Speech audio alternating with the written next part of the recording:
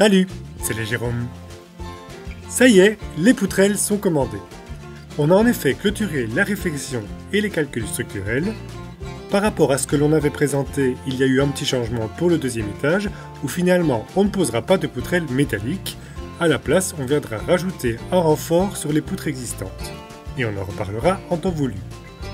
En attendant la livraison des aciers, on a un peu de travail, à la fois pour préparer leurs emplacements, mais aussi pour préparer tous les espaces et accès pour pouvoir les manœuvrer au travers du bâtiment et les acheminer à destination. On commencera la pose des poutrelles par le haut du bâtiment, donc par la structure du grenier.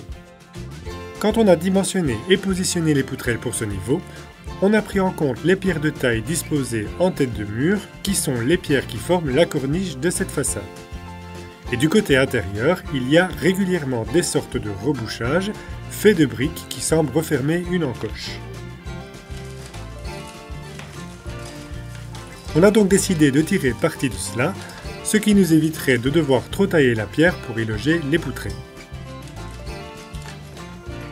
Après le retrait des briques et de leur mortier d'assez mauvaise qualité, on peut effectivement voir que certaines pierres sont plus courtes. En hauteur, c'est parfait, mais en profondeur, on n'atteint pas 20 cm, ce qui est un minimum que l'on veut obtenir pour l'ancrage des poutrelles.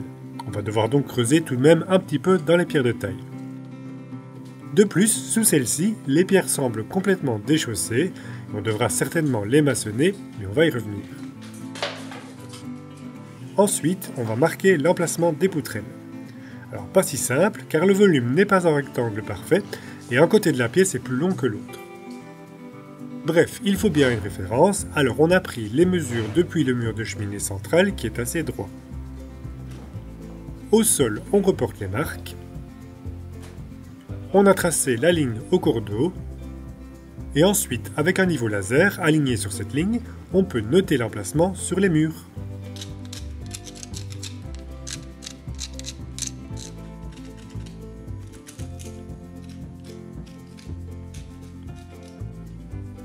Après la découverte de l'état de la charpente, on s'était arrêté au démontage de ce linteau. Et maintenant, il est temps d'en reposer un nouveau. Comme toujours, avant de maçonner, un bon dépoussiérage et bien humidifier la zone. On a aussi mis en réserve quelques morceaux d'ardoise en triant les déchets, car il faut légèrement adapter la hauteur des appuis du linteau, et ce sera juste parfait pour l'occasion.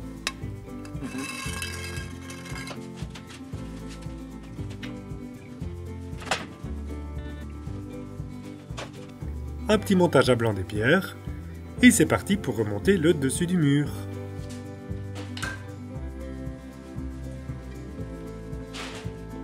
Pour pouvoir préparer les appuis des poutrelles à la bonne hauteur, il nous faut donc déterminer le niveau final des planchers.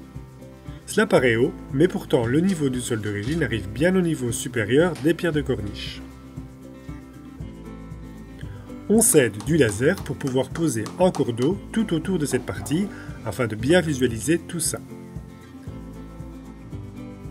Et la différence de hauteur est encore plus accentuée sur le côté sud. Cela s'explique car des pierres de corniche probablement identiques devaient être également présentes sur cette façade, mais ont été retirées lors des travaux de transformation vers 1850. Et d'ailleurs, si on regarde attentivement, les chevrons d'origine, qui reposaient sur la panne centrale qui n'est plus là, ne descendent que jusqu'au niveau du haut des pierres de corniche, sur lesquelles reposait la panne sablière, comme de l'autre côté.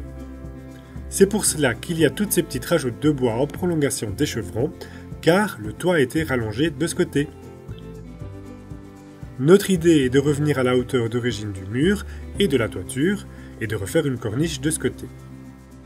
Comme on connaît l'épaisseur du plancher, de l'OSB, de la poutrelle, etc., il est facile à partir du fil de déterminer le niveau sur lequel les poutrelles doivent reposer. Maintenant qu'on sait où et à quelle hauteur on va poser les poutrelles, on peut préparer les appuis. D'abord retirer le rebouchage. La poutrelle à cet emplacement se trouve au milieu d'un linteau. On a calculé la résistance de celui-ci et il peut tout à fait le supporter. Ceci dit, on va tout de même s'assurer que tout va bien, et puis ce ne sera pas pour rien puisque les pierres ne tiennent plus très bien et qu'on va devoir les rejointoyer de toute façon.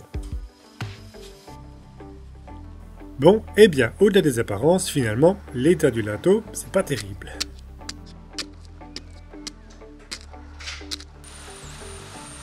On a coupé un morceau dont on peut se passer, et effectivement, moyen tout ça. Et en plus, il bouge alors que la charpente s'appuie dessus. Cela ne semble donc pas en bon état non plus de ce côté. Bref, même si la section était encore suffisante, car on avait de la marge, on préfère ne rien risquer. In extremis, on a donc rajouté une poutrelle HEA dans notre commande, et par contre du coup, on doit laisser cela en attente et ne reprendre la préparation qu'une fois qu'on aura reçu les poutrelles. Du coup, on passe à l'emplacement de la poutrelle suivante. Ici au moins, il n'y a pas de linteau. Les pierres du dessus non plus ne tiennent pas, alors tout est retiré pour être refait. On peut voir que le mur jusqu'à une certaine hauteur est construit avec des pierres, maçonnées à la terre comme partout en dessous. Et puis, au-dessus de cela, la partie qui ne tenait plus est faite d'un mélange de pierres et de briques avec un mortier à la chaux très friable. De l'autre côté, on arrive sur le linteau suivant avec une autre ferme de charpente qui superficiellement a l'air en assez bon état. Il faudra vérifier plus en détail, mais pour l'instant on n'y touche pas.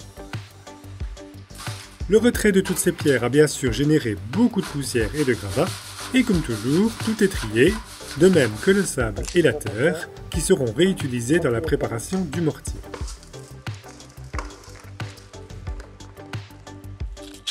Avant de maçonner tout cela, on remarque des interstices entre les pierres de corniche. Bah oui, avec tout qui a bougé, rien d'étonnant. On va donc les reboucher avec du mortier fin et assez liquide. Et puis aussi avec quelques morceaux d'ardoise qui se logent parfaitement entre les pierres.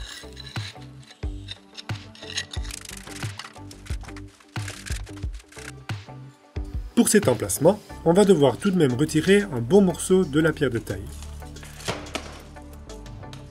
Alors, tant que tout est bien dégagé, c'est le moment. On a pris les mesures et on marque sur le forêt la distance afin d'avoir un repère visuel quand la profondeur de perçage est atteinte. Et malgré que cela soit de la pierre calcaire tendre, c'est vachement résistant.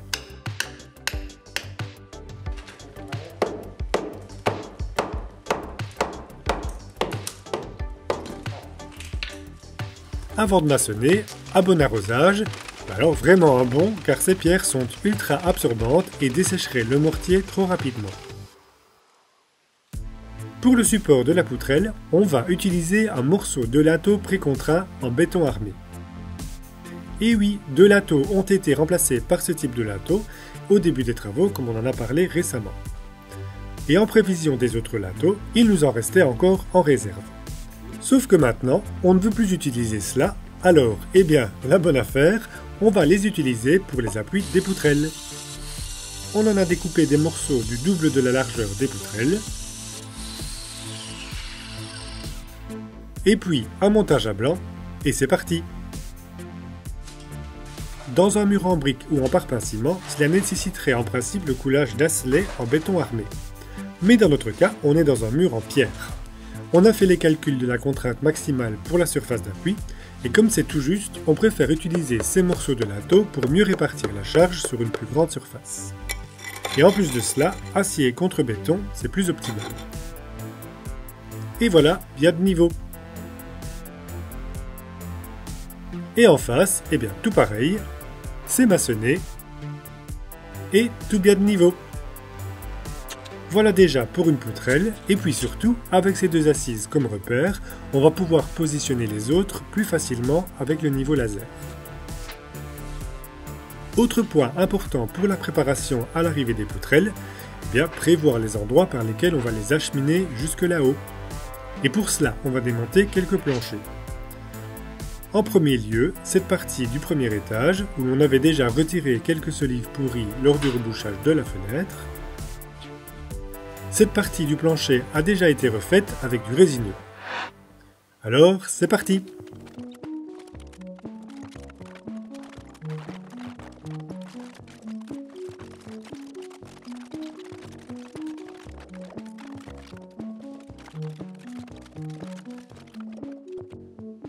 Notez l'ingéniosité pour perdre le moins possible en hauteur Les lambourdes sont logées dans une encoche taillée dans chaque solive.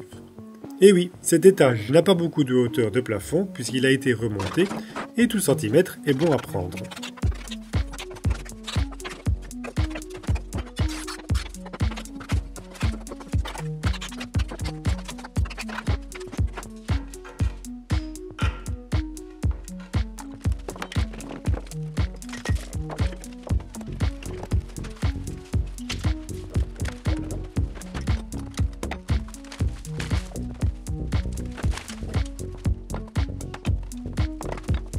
Voilà pour cet accès.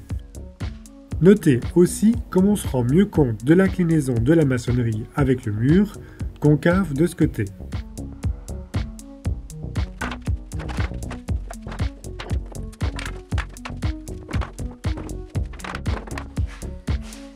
Ensuite, on passe à l'étage supérieur. Ici, la structure nous impose de retirer tout le plancher jusqu'à la première poutre. Sous les premières planches, on retrouve le tirant de façade, dont la connexion se faisait sous la cheminée et a cédé avec la contrainte d'écartement des murs. Et avec le temps, la chaleur des feux n'a pas dû aider.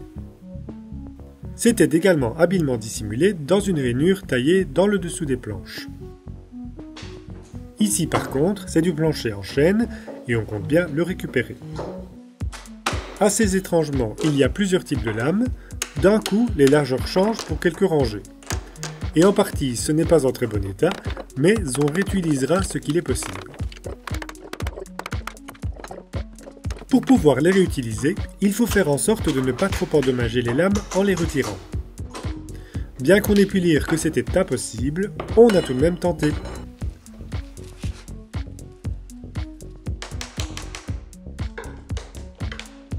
Et en la soulevant par à-coups, doucement en faisant levier avec un petit pied de biche, tout en poussant vers l'extérieur la planche avec l'autre main, cela finit par sortir la languette de la rainure sans l'endommager.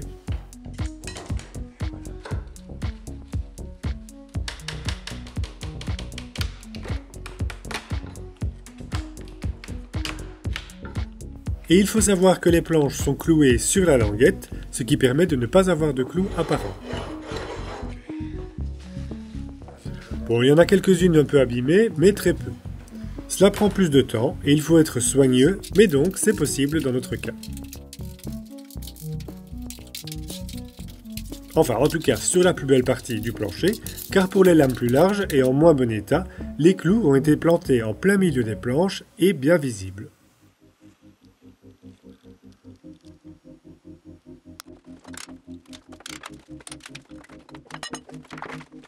On en arrive à la base de la cheminée qui a été refaite en béton et c'est du solide, mais ça défoule.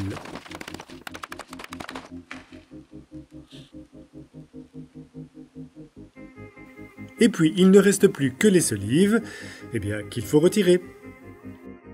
Et il y en a, c'est tout juste, elles pourraient se retirer toutes seules.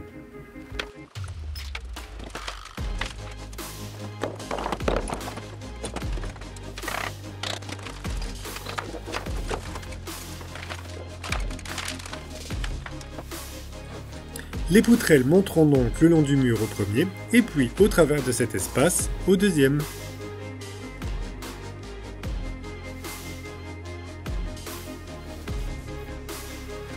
Pour finir, il faut faire place nette, et donc les olives, on les range avec les autres dans l'orangerie au rez-de-chaussée.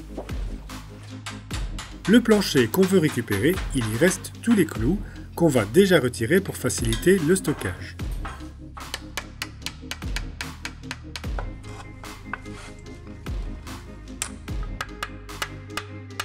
Ils sont difficiles à retirer malgré tout. Et pour éviter de marquer le bois en utilisant la tenaille, on utilise ce mousse et une équerre métallique pour le protéger. Ce qui fonctionne très bien.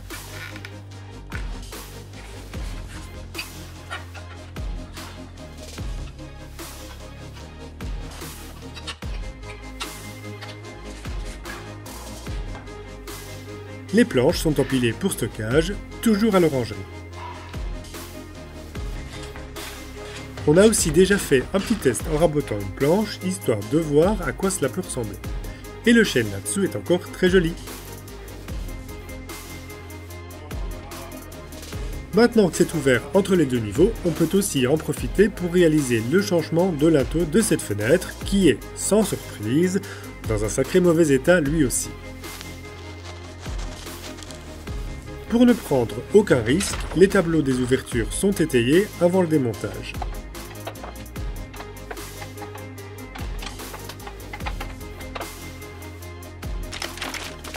Comme toujours, les pierres viennent toutes seules. Démonter, chez nous, c'est facile.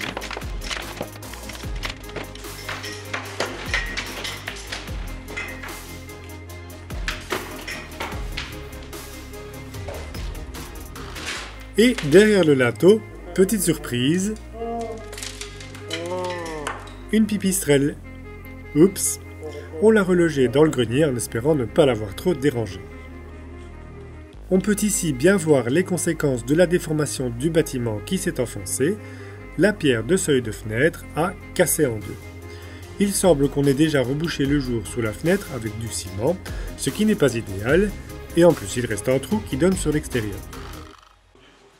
Pour le linteau de remplacement, on utilise toujours des solives de récupération qui sont trop courtes pour être réutilisées pour le sol.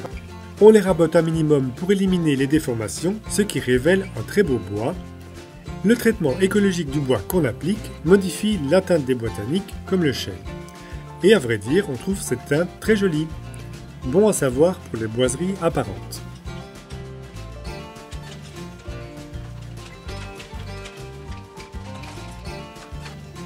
Et voilà qui est fait. Pour terminer, il reste encore quelques petites choses à faire avant l'arrivée des poutrelles.